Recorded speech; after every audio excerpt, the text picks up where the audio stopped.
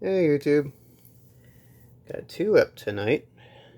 The second one being on my IMI 357 Desert Eagle. First,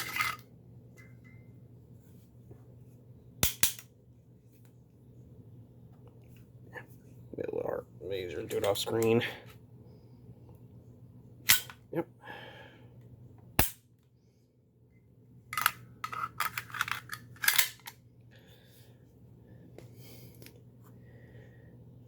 This particular Desert Eagle is the 357 Magnum variant, which means it holds 9 rounds of ammunition.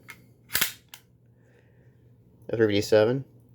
And in theory, you could shoot 38 special, but I have not tested it yet. But from there's another video on YouTube where someone tried doing that and it wasn't proper to even cycle the slide. It just opened up a little bit and closed again. But you can, quotation marks, shoot 38 special out of one of these.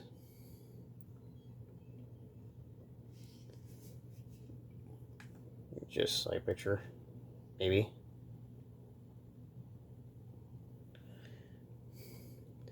And Desert Eagle is a single action only handgun with a ambidextrous slide mounted safety.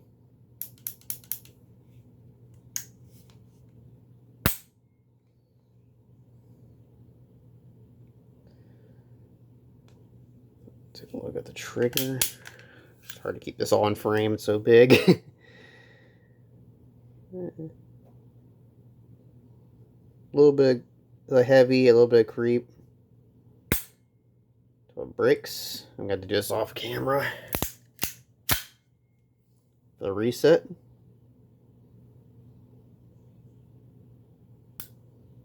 Pretty much it'll relay it all the way out for it to reset.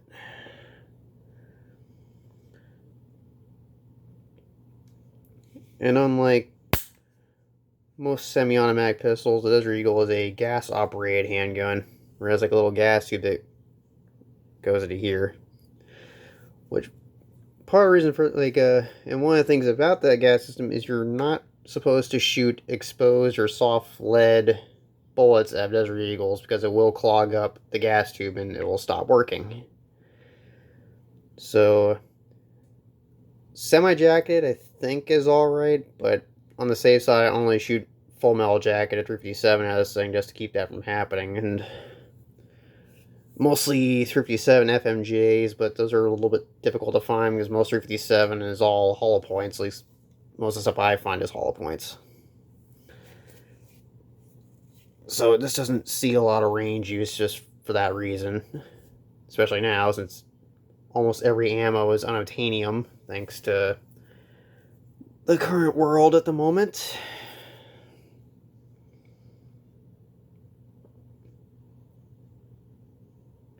Do a quick little disassembly here. This little button you push here, and a lever you turn, which pops the barrel off.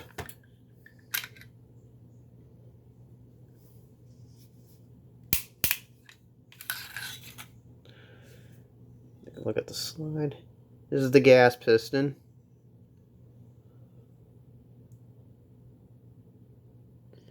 Which needs extra attention because this will rust.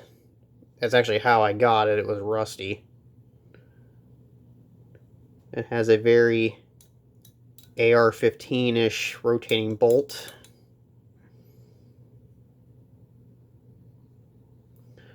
Another thing about Desert Eagles is that you can actually swap the barrels and bolt out for different calibers, which I think 41 Action Express is one of them, but the other ones I know for a fact is 44 Magnum and 5080 and the new, I think it's 429, which I think is like a neck down 50AE, I believe.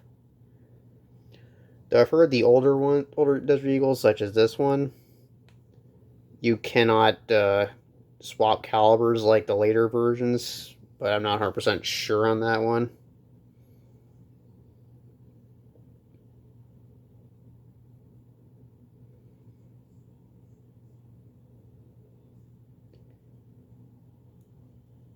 Because I would like to get a 44 Magnum, but supposedly the frames will not support 44 Magnum slides. But if it was like a newer versions of the Desert Eagle, all I have to do is swap out the bolt here and the barrel. But between 44 Magnum 50AE and 429, you don't have to swap out the bolt, and you just have to swap out the barrels and the magazines, of course. Okay, yeah, I can.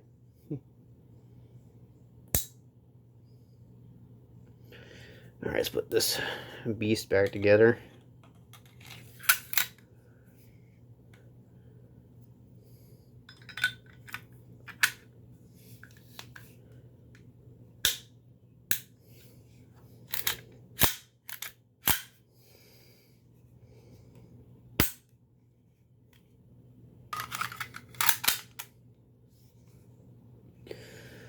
But my more comical side for this particular pistol is it's also my humidity checking device in my gun safe.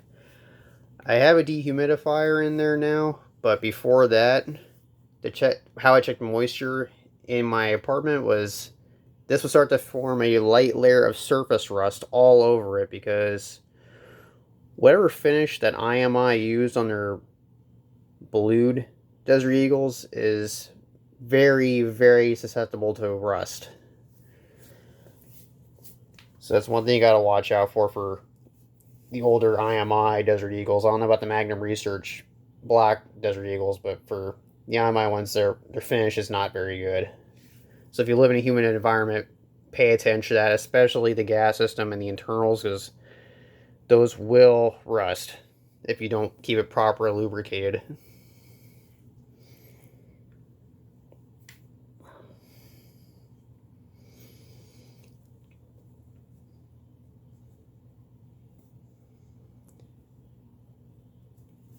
And I think they make scope mounts for this rail right here. I'm not going to put one on there, but I think it might fit Weaver, but I'm not 100% sure. I know the newer ones that got actual mounting rails on here, but the older ones, I think they make a mount for it, but I'm just going to use the iron sights for this thing.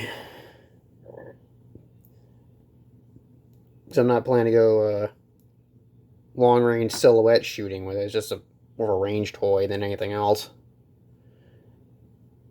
So if I ever go handgun hunting, I might take this, actually. Mostly because I don't really want to drag my Smith & Wesson 29 through the woods. That thing's too nice for that. But this thing I don't really care as much about, because it's a little bit more of a gun for rough handling.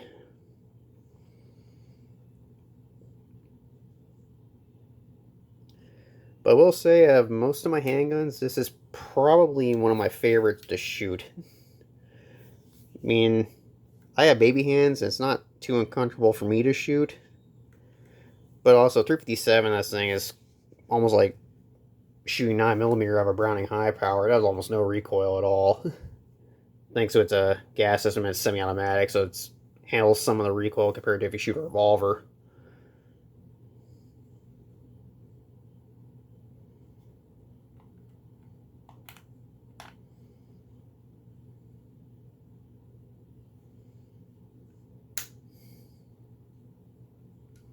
And yes, you can put the safety on with the hammer down. I never actually tried that, but that's something I know now, and now you do too, for being here. All 2 of you that watch my videos.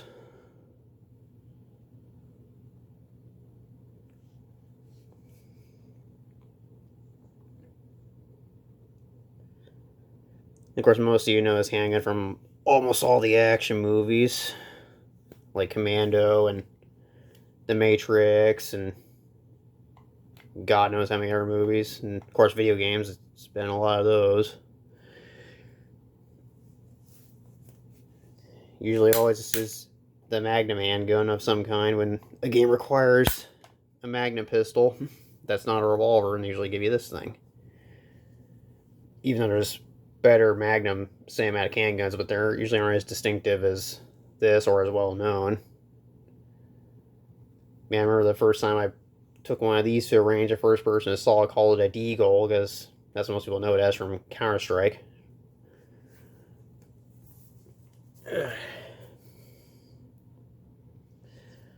So one thing I wish the magazines weren't as expensive.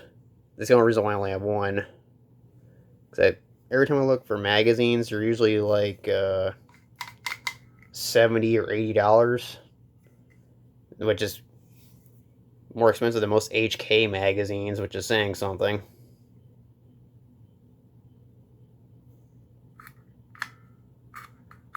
Because I just want just maybe one or two spares, but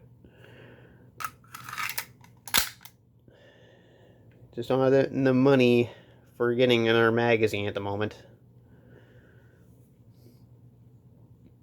And if the recoil is worse, I would swap out the grips, but since it has almost no recoil for me, I just keep the regular IMI plastic grips on. Otherwise, I'd swap these out for rubber.